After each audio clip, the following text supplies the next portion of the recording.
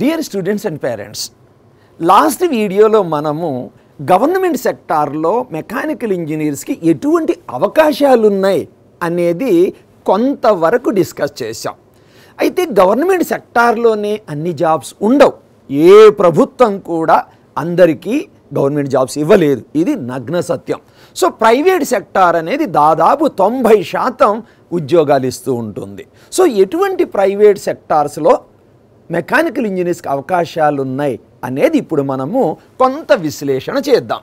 Okay, so మేజర్గా automobile industry చూడండి, aerospace industry, power and energy, steel industry, cement, metallurgical, consumer goods, pharmacy industry, textile and clothing, glass, food and beverages, chemical industry, mining industry, oil refineries, agriculture, industrial automation, 3D printing, toy manufacturing, logistics, refrigeration and air conditioning, supply chain management, product life cycle management, product strategy, project management.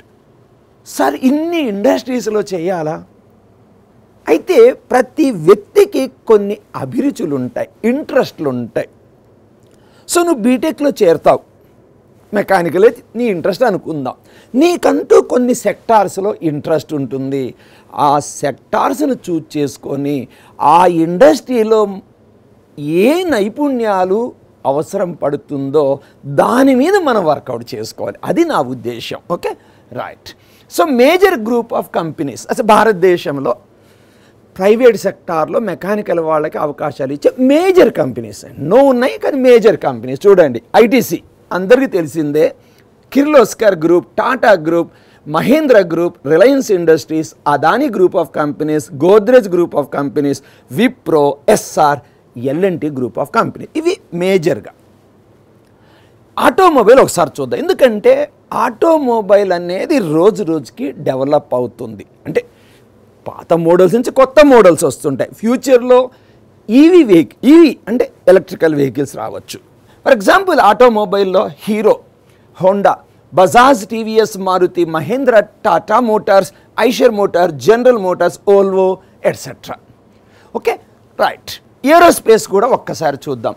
Collins, GE aerospace, Apollo, Data Patterns, MTAR, నైవ్, సీకా aerospace, Paras defence, తాల్టెక్, ఎట్లా. Okay, so మీకు suppose ఏరోస్పేస్లో interest ఉంది, వాళ్ళు ఏం కోరుకుంటారు అనేది వాళ్ళ వెబ్సైట్స్లోకి పోతే మనకి కొంత ఐడియా వస్తుంది.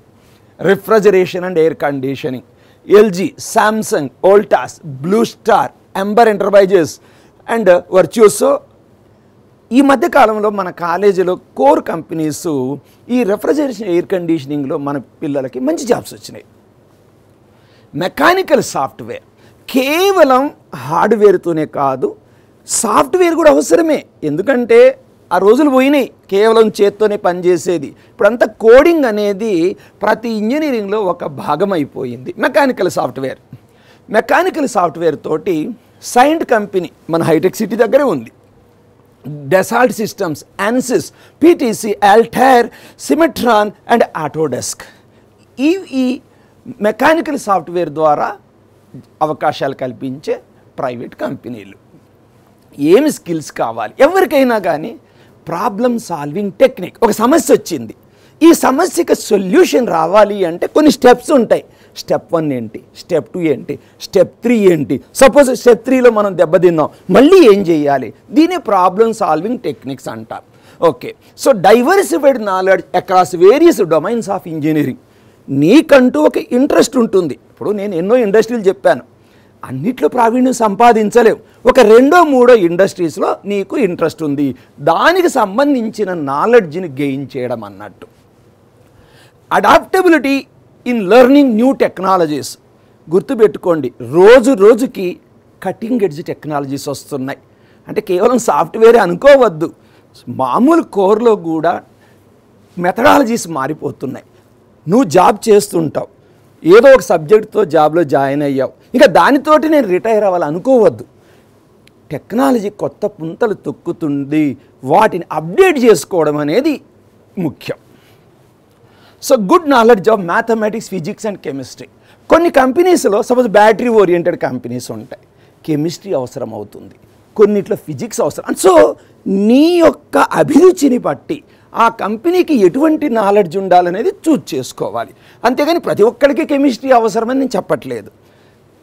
ఇమాజినేషన్ అంటే క్రియేటివిటీ అనుకోండి, అవుట్ ఆఫ్ బాక్స్ థింకింగ్. అందరూ ఒక విధంగా ఆలోచన చేస్తారు, కొందరు కంప్లీట్గా డిఫరెంట్గా ఆలోచన చేస్తారు. Out of box. కొంతమంది ఒక పదం వాడతారు, డిస్రప్టివ్ అంటారు. అంటే ఉన్న సిస్టమ్కి వ్యతిరేకంగా ఆలోచన చేస్తారు. ప్రపంచంలో ఎంతోమంది అంతే. ఒకప్పుడు ఏమనుకునేవాళ్ళు, భూమి చుట్టూ సూర్యుడు తిరుగుతున్నాడు అనుకునేవాళ్ళు. భూమి ఫ్లాట్గా ఉందనుకున్నారు. నిజం చెప్పిన వాళ్ళని ఎంతోమందిని ఉరిదీసి చంపేశారు. So out of box thinking అనేది ఒక సంచలనాన్ని క్రియేట్ చేస్తుంది. సో ఈ అవుట్ ఆఫ్ బాక్స్ థింకింగ్ ఉన్న వాళ్ళే ఆంట్రప్రెనర్స్, లీడర్స్ అవుతారు. Okay, so technical skills, communication skills. So degree versus skills. అసలు డిగ్రీ అవసరం లేదా? అవసరం లేదని నేను చెప్పట్లేదు. చూడండి, డిగ్రీ ఉంటే ఏమవుతుంది, ఏదో ఒక జాబ్ వస్తుంది. కానీ డిగ్రీతో పాటు స్కిల్ ఉందనుకోండి, నైపుణ్యాలు, కటింగ్ ఎడ్జ్ టెక్నాలజీస్ నువ్వు అప్డేట్ చేసుకుంటున్నావు, గ్రోత్ వస్తుంది. పర్టికులర్లీ ప్రైవేట్ సెక్టార్లో ఒకే రోజు 10 మంది చేరుతారు, సేమ్ క్వాలిఫికేషన్. కానీ 10 మందిలో ఒకడు మాత్రమే లీడర్ అవుతాడు. అవకాశం వస్తే కంపెనీకి CEO అవుతాడు. ఎవడా ఒక్కడు? ఎవడైతే డిగ్రీతో పాటు స్కిల్స్ని, నైపుణ్యాన్ని పెంచుకుంటాడో వాడు. రైట్.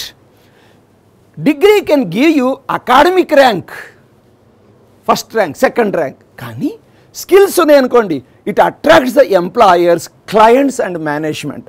గతంలో నేను ఒక వీడియోలో చెప్పాను, బ్రాండ్ అనేది నీ బ్రాండ్ నువ్వు క్రియేట్ చేసుకోవాలి.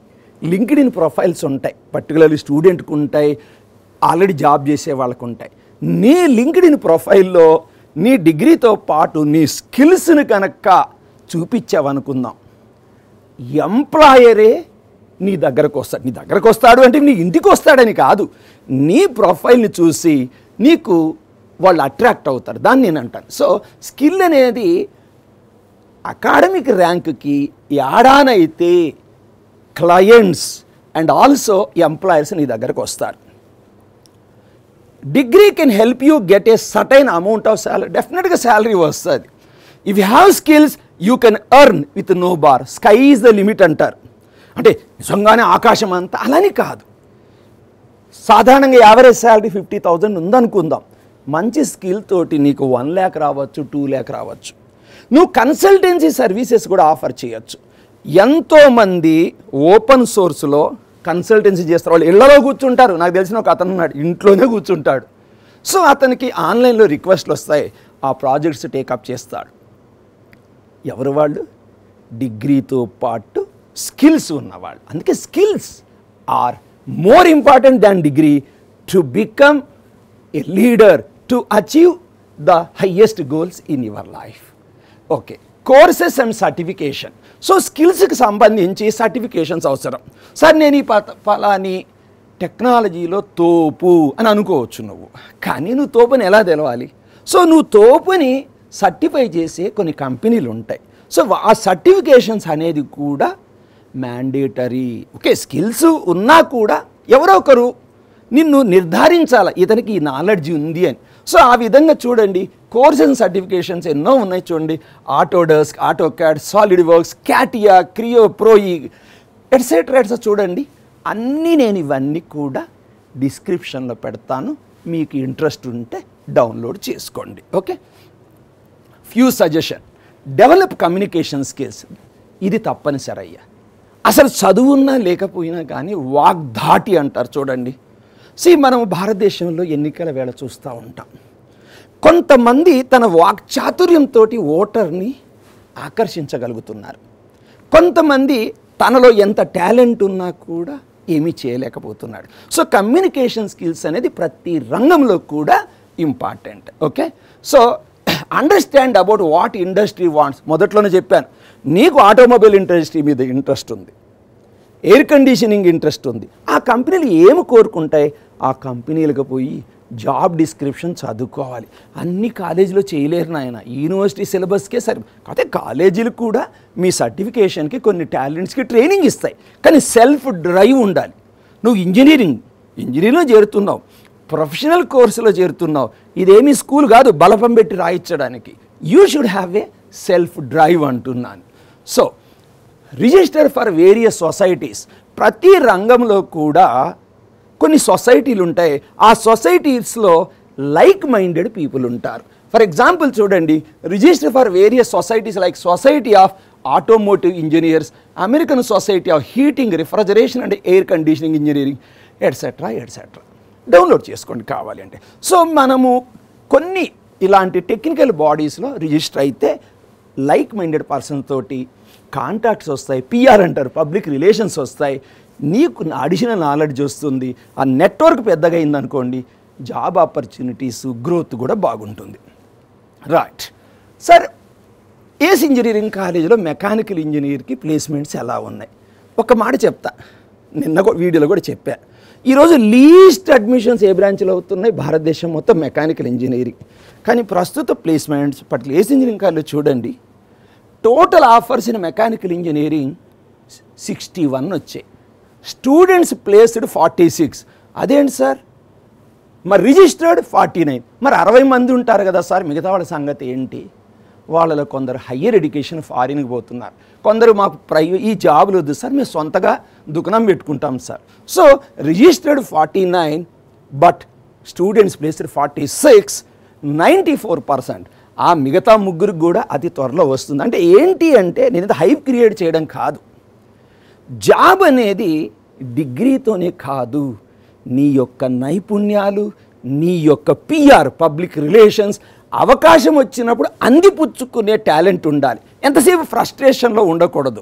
నేను ఎవరో ఒక అబ్బాయి అంటున్నాడు, మెకానికల్ బేకార్, అది బేకార్, ఇది బేకార్. ఎంతసేపు నెగిటివ్ మైండ్లో ఉంటే నువ్వు ఏ బ్రాంచ్ చేసినా ప్రతి బ్రాంచ్లో 100% ప్లేస్మెంట్స్ అయితే ఉండవు. ఇది సత్యం. ఐఐటీస్లోనే ప్లేస్మెంట్స్ 100% ఉండవు.